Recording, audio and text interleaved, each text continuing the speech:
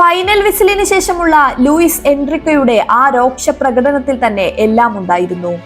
അതല്ലെങ്കിലും ഒരു easy win പ്രതീക്ഷിച്ച് MetLife സ്റ്റേഡിയത്തിലെത്തിയ champions league ജേതാക്കൾക്ക് അടിതെറ്റുമെന്ന് ഏതെങ്കിലും ഫുട്ബോൾ കാഴ്ചക്കാരൻ പ്രതീക്ഷിച്ചിട്ടുണ്ടാകുമോ?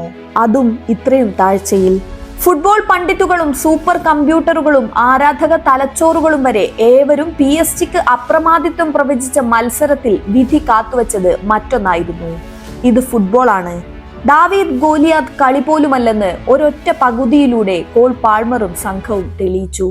സീസണിലെ തന്നെയല്ല, ട്രിപ്പിൾ കിരീട നേട്ടത്തോടെ ചരിത്രത്തിലെ തന്നെ വമ്പൻ ഫോമുമായാണ് PSG എത്തിയിരുന്നത്.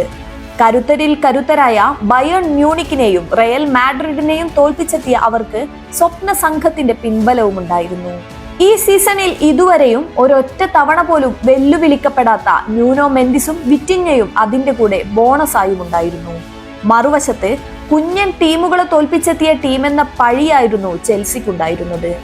സീസണിൽ ആകെ കയ്യിലെടുത്തത് അപ്രധാനമെന്ന് കരുതുന്ന കോൺഫറൻസ് ലീഗ് ട്രോഫി മാത്രവും പേരുകേട്ട താരനിരയും കൂട്ടിനില്ല.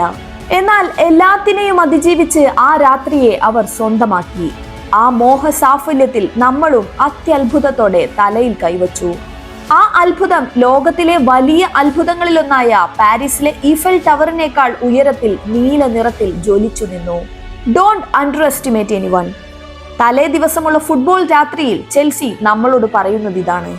അതെ, വൺ സൈഡ് മാച്ച് എന്നും ചെൽസിയെ കൊല്ലരുതെന്നും സോഷ്യൽ മീഡിയയിൽ മുറവിളി കൂട്ടുന്നതിന് മുൻപ് 2012 അന്നത്തെ പ്രൈം ടീമായ ബയേൺ മ്യൂണിക്കിനെയും 2021 അന്നത്തെ പ്രൈം ടീമായ പെപ്പിന്റെ മാഞ്ചസ്റ്റർ സിറ്റിയെയും ഇതുപോലെ തോൽപ്പിച്ച് ചാമ്പ്യൻസ് ലീഗ് കിരീടം നേടിയ ചരിത്രമുള്ള ചെൽസിയെ കുറിച്ച് രണ്ടാവർത്തി ആലോചിക്കണമായിരുന്നു.